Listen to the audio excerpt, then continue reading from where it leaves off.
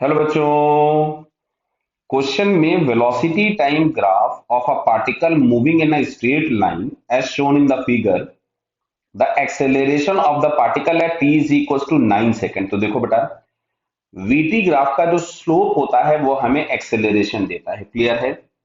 और स्लोप के लिए हम लोग लिखेंगे final velocity minus initial velocity upon final time minus initial time जो भी है, क्लियर। तो स्लोप बेसिकली हम लोगों के पास होता है change in vertical upon change in horizontal. तो यहां से अगर हमको 9 सेकंड बोला है तो 9 सेकंड यहां कहीं होगा, मतलब हम लोग इस वाली लाइन के स्लोप में इंटरेस्टेड हैं, ये वाली जो लाइन है, क्लियर। तो ये वाली लाइन का स्लोप अगर हम लोग निकालें तो जो हमें ए देगा, तो यहां से देखिए, अच्छा 10 सेकेंड्स पर, मतलब फाइनल टाइम हो गया 10 सेकेंड्स और इनिशियल टाइम था 8। देख लो बेटा, इस लाइन का फाइनल टाइम है 10 और इनिशियल टाइम है 8। और फाइनल वेलोसिटी की अगर हम बात करें तो वो दी गई है 10, और इनिशियल वेलोसिटी की बात करें तो वो दी गई है 15।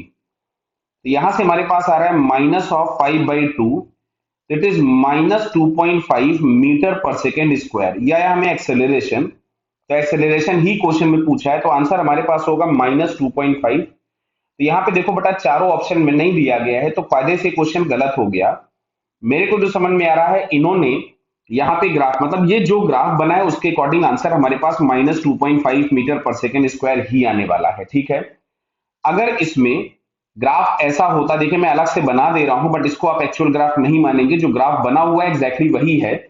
यहां से अगर ये वाली लाइन यहां आ जाती, ध्यान से देखना, ये अगर ये यहां आती तो शायद जो रिक्वायर्ड आंसर है वो मिल जाता, कि फाइनल वेलोसिटी हो जाती 0। मैं यहाँ पे अलग कलर से उसको लिख रहा हूं, देखिए a इज इक्वल्स टू, मैं फाइनल टाइम तो यही लिखा 10, इनिशियल टाइम था 8, फाइनल वेलोसिटी हो जाती 0 और इनिशियल वेलोसिटी थी 15। तो भी खैर 7.5 नहीं मिलता।